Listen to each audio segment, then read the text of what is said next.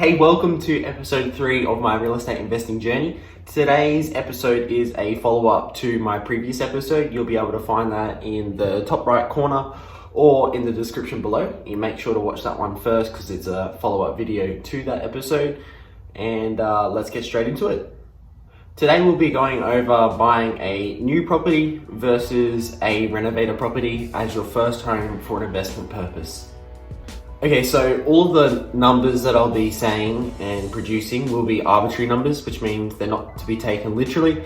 Obviously, you can't buy a brand new house in Queensland for $250,000 including land, so don't take it literally, take it figuratively. And it's just to show a way of the returns. Be sure to leave a like for the YouTube algorithm, it helps out the channel. And as a small YouTuber, leaving a like is the easiest way to support us, so please leave a like. Okay, so we're going to be using two examples here today. The first one is buying a brand new property worth $250,000, and then the second option is buying a renovator property worth roughly $150,000. So let's get straight into the nitty-gritty numbers. Okay, so option 1 I've got down as a $250,000 brand new property, and once again these numbers aren't to be taken literally, it's just to show proof of concept. So when buying a $250,000 property, if you're eligible you can use the first home owners grant in Queensland, which contributes $15,000 towards the mortgage. So I've broken these down into 4 simple categories. The first one is the cost out of pocket. The second one is your return on your investment. The third one is the costs associated with it. And the fourth one is the return after 1 full year after settlement. Okay, so for option 1, we've got a $250,000 property. Let's just assume that we're gonna put 10% deposit down, which is $25,000. We'll use that in conjunction with the first home owners grant in Queensland, which contributes $15,000 towards the mortgage. With closing costs factored in, the cost out of pocket for buying a $250,000 house, brand new, including the first home owners grant, is $15,000. We get that by the 10% deposit, which is $25,000. We get that by closing costs, which is roughly $5,000. And then we can use the first home owners grant to reduce that cost down to $15,000. So we're going to assume if we rent it out, it's going to be rented out at 1% of the value of the property per month. So if I have a $250,000 house, it's going to be rented out for $2,500 per month, and then that will be charged weekly. Okay, so the actual return on your investment for a $250,000 house after living in it for 6 months is roughly $2,500 for your rental income, minus the mortgage cost or repayment, minus insurance, which leaves a positive cash flow of $1,241 per month. So please keep in mind the cash flow number that I have said isn't actually your take-home money. You still have to account for capital expenditures, vacancy, damage, maintenance, utility bills, and council rates. Okay, so after 1 year after settlement, here's your return. So to calculate this, we're going to use the initial investment, which is the cost out of pocket. We're going to deduct 6 months of living expenses because you have to live in the property for 6 months if you're using the first home owners grant in Queensland. We're going to add 6 months cash flow, and we're going to allow for 3% appreciation to the value of the property. Okay, so after 1 year, we're left with negative $7,608, with a total cost out of pocket being $15,000. Okay, the second option is the $150,000 renovator. So we're going to use the same principle, 10% down on a loan. So our cost out of pocket straight away is 10% of the value of property, which is $150,000. So that means our out of pocket will be $15,000. And then we're going to factor in some closing costs. Let's just say it's $2,000.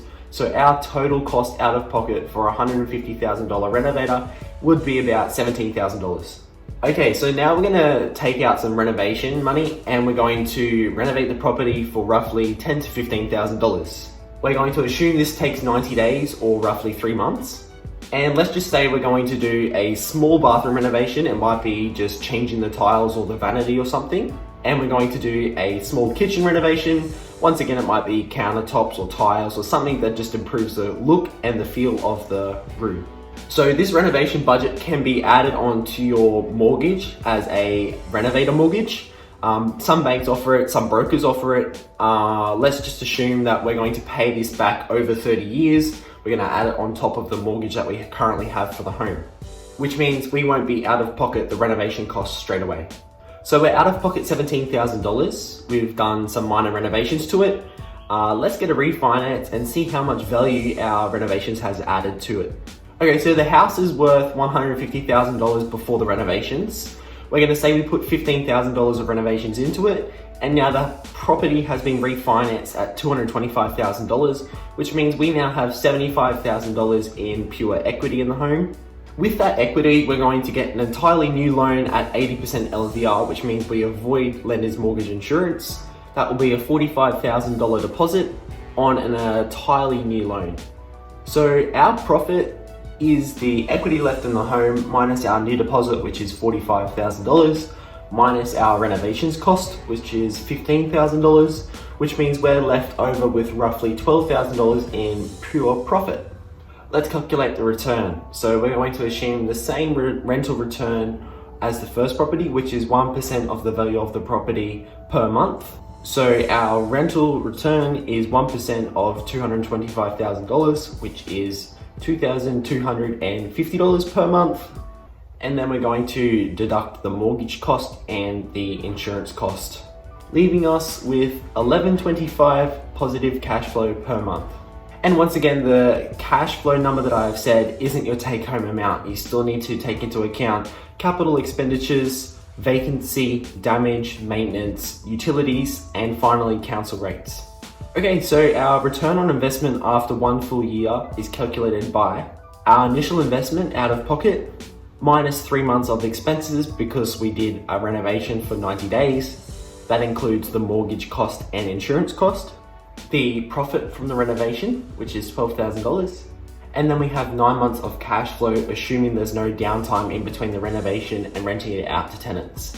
And then we have our 3% appreciation on the property, and then we have our loan pay down, leaving us with a total profit or return on investment after 1 full year at $30,092. Please keep in mind the return on the investment is assuming a 3% appreciation per year on the property, a 4% interest rate on the loan, which is extremely high at the moment, and we're not using any tax benefits as a rental property, which means we're not getting any of our money back.